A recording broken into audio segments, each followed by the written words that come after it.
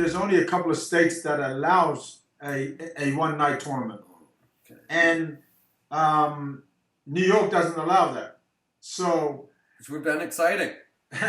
so the heavyweight tournament, I think, is going to be pushed back to the early part of next year, 2017. But for now, it's being put on hold. How do you handle a situation? I don't want to use the word handle, but I guess that's the word that comes to mind. How do you handle a situation to where you recently signed a guy with a lot of expectation behind him, like Lorenzo Hood? He comes in, and I'm going to use the word that gets dismantled by a regional guy, Tyler King.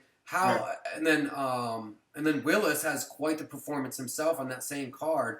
How does that situation affect that fighter that was recently signed, that's got expectations behind them? And then how does it affect the fighter like a Tyler Hood? Or excuse me, a Tyler King? Tyler King is in the mix right now, and I am actually in talks with his manager in terms of what his next step is. And I can't really, reveal that yet because that's still in negotiations, or in discussions. The situation with someone Lorenzo Hood has been released. I released him from WSOF Fighting, and the reason that being is because, and I don't want to say anything negative about the guy, but there was a lot of negative phone calls that came from respected people in the industry, which I told him myself. Yep.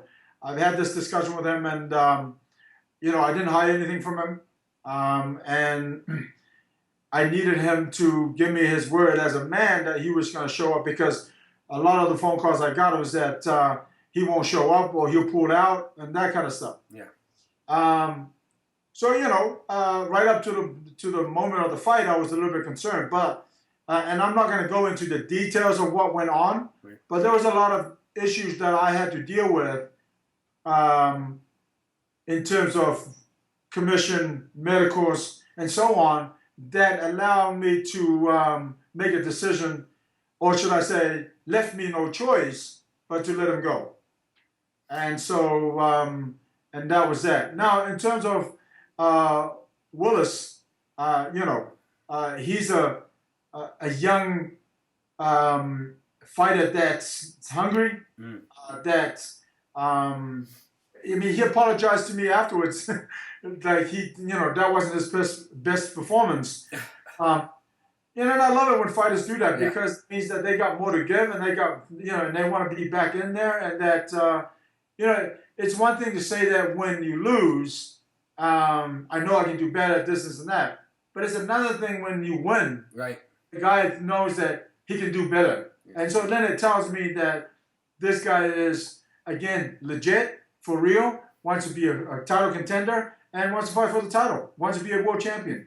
And there's nothing more that a promoter wants to hear from a fighter other than, that I want to be a world champion.